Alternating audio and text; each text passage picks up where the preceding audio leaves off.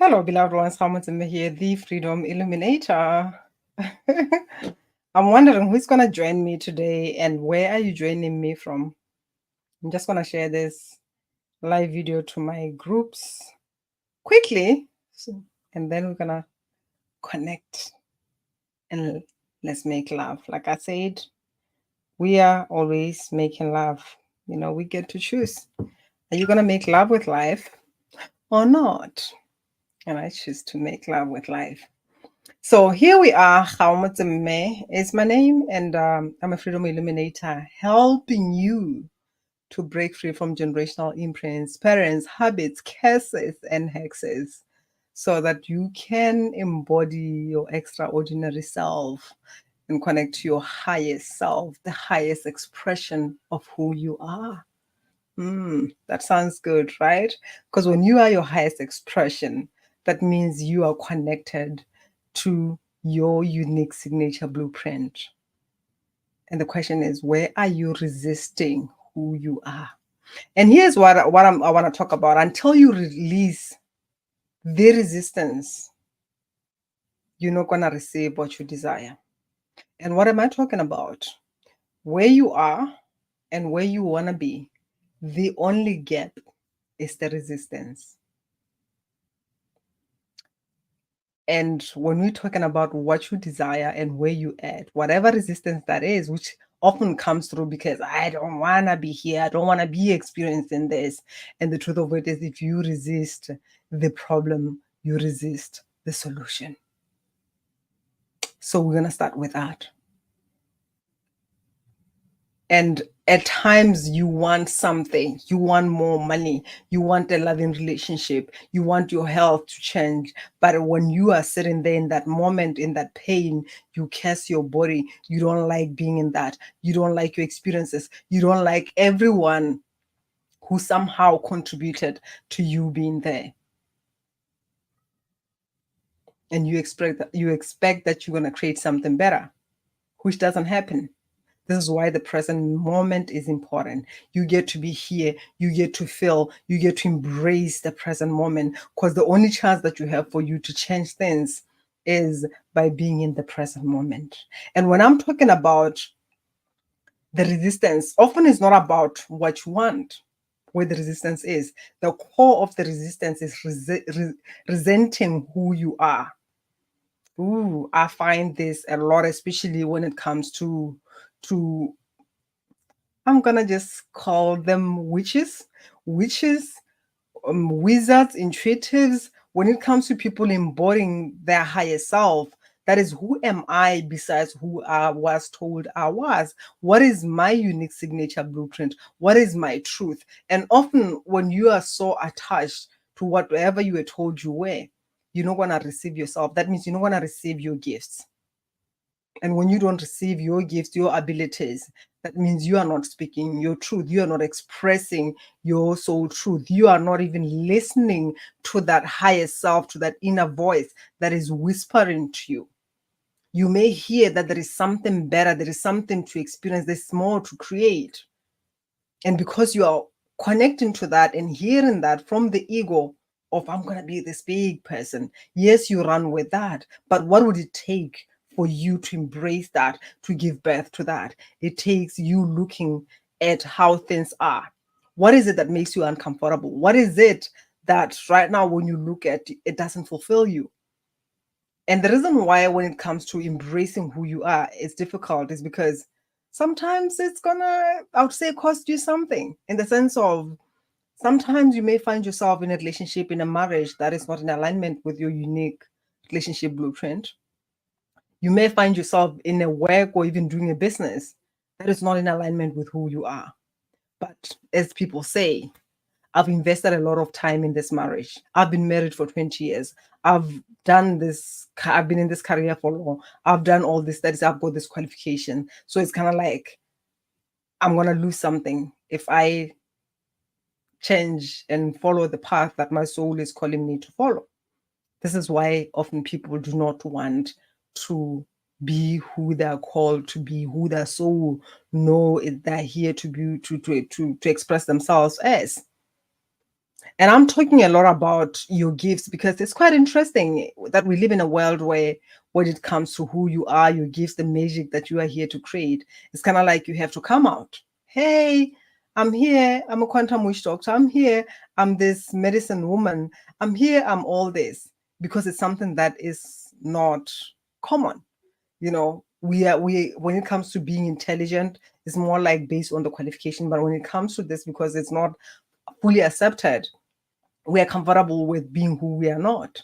I was on a session with somebody, one of my clients, and it's quite interesting because when we checked in, especially when it comes to the connection to the higher self, there was a lot of friction, resistance that was coming through, and it was expressing itself through the thymus, because the thymus is a part of us that connects us to that higher self. Is the seat of the soul, is where really magic happens when you connect to that aspect. So there was all that was coming through, and I'm just grateful, and I love the transformation that has happened, because after that she said, I'm just realizing there is resistance here. And it's quite interesting because I've worked with different people, intelligent people, because when you're talking about doctors and all these people with PhDs, degrees, and all that, it's people who have been trained to work more with the mind. They've given more power to the mind than to their emotion and their intuition, And I had someone who was really getting triggered when we spoke about resistance. So when I see somebody leaning into that and saying, "Hey, I'm aware of the resistance that was coming through," because she was experiencing exactly what I was feeling as the heaviness in her thymus, because that was like the higher self coming through. But she was like, "I don't know who I would be." And when we go deeper into this truth that I'm just going to share here, especially when it comes to us people of color, when you look at the religious system and a lot of BS that we've been conditioned to believe, there is kind of like a part of us that believes that we get to be the slaves to their divine light. It's kind of like, who am I as the person of color for me to embody the divine light? So it's kind of like you want to experience it through somebody who is embodying it, whether it's a white person, and I get to follow that. You don't perceive yourself as somebody who can be an expression of that God self here. So often when it comes to the fear of who you are, because even when you're talking about the expression of the God self, it's when you are in your magnificence, when you are shining your light so brightly. So at times you are oppressed by the beliefs that were in your family, you know. When you are told that you are born a sinner and you always be a sinner, it's kind of like that's who you are. So I always say this at the same time, especially when you're talking about being a queen, being a goddess, and then it's kind of like at the same time, actually, it doesn't happen there, but it's when you bring in the queen and then you bring in a Messina, the two that they're conflicting itself.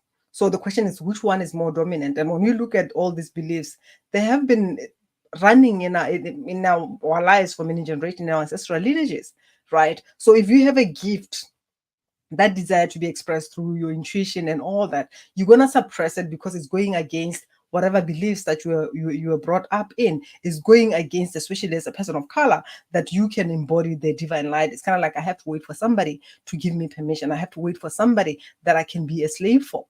So I'm just gonna call it as it is. And if you are listening, feel into that. How is that expressing itself through you? When you hear that as a person of color, there is that belief that you are not worthy of embodying your light.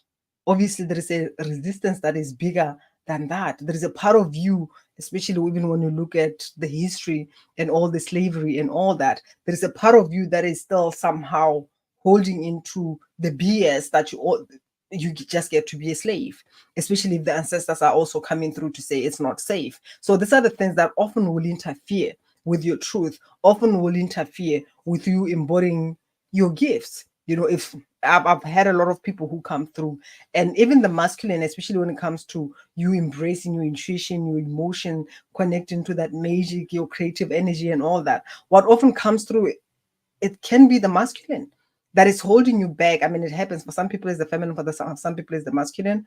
But when it comes to feeling, it's kind of like the masculine it doesn't feel safe. I'm a weak of a person. But unfortunately, when that happens, it's kind of like the conflict that is happening within is more oppressing and repressing the other aspect. And all these things are going to be playing out in your external life, where the other partner, if at all you attract men who and when they look at you as a woman because of your brilliance, your magnificence, your bigness. Because if you are a big person, if you are called to give birth to something bigger, then it's kind of like you attract men who are just going to try to oppress you, and you feel like it's not safe for me to be big. And for women, the same thing can happen, where they attract people who are just going to sort of belittle that masculine. And it's quite interesting because what has been coming through a lot at the same time is the beauty. It's kind of like the level that you respect the masculine. If you are a woman, is the level that the masculine gets to respect you back. And the same thing, actually, I would say for both men and women, because this is not gender based. It's like the energy that we all have. But when you respect your masculine and you respect your feminine, it's kind of like it's the respect that kind of like evolves into this wholeness, and when you showing up with this, the universe cannot help but just reflect that back to you, because often the conflict that is showing up in your life, the conflict with men, the conflict with women, is coming through because it's a conflict that you have within you. But we live in a world where people are often quick to blame, to call people names, instead of looking within. Like people will say, but where do I have that? And when I'm talking about you, when you're talking about how am I creating that, do I have that too? When we look at the whole truth of oneness, I'm one with all that is, that means you are everything that is. And when you look at that at the same time, it's kind of like there is nothing else that can show outside of me except me. Because even when you're talking about you is bigger than just the human. It includes your ancestors, it includes many lifetimes that you've had. So when you're talking about you and judging that, oh, I can't be that person because this person is, where are you looking at this from? Right? So if you've been having a challenge with embracing your gifts, if you've been having a challenge with holding space, because if you are coming from that fear, there are a lot of people, and I grew up back home where a lot of people are gifted, but when it comes to their gifts, it's more like they're tapping into the fear. So they're very good in telling you about all the fearful stuff and all the dark energies and all that, but they cannot go higher, which is like now when you bring in that divine line, when you connect to that higher self, when you connect to that vertical intuition rather than just being here, which is like really that becoming one with all that is being the embodiment of that primordial being that you're called to be. So I'm just here to tell you that until you release resistance, you're not going to receive what you desire, because the gap between what you really desire, what your soul is here to experience and express through you, is that resistance. And the resistance is not only on what you want to see manifesting or crystallizing out there. The resistance of yourself is the resistance of life, is the resistance of the resources that are here. So just take a deep breath and feel into this truth. Where are you limiting yourself? Because you are living your life based on the beliefs that you've inherited. Your life is being run by the fears that you were born into.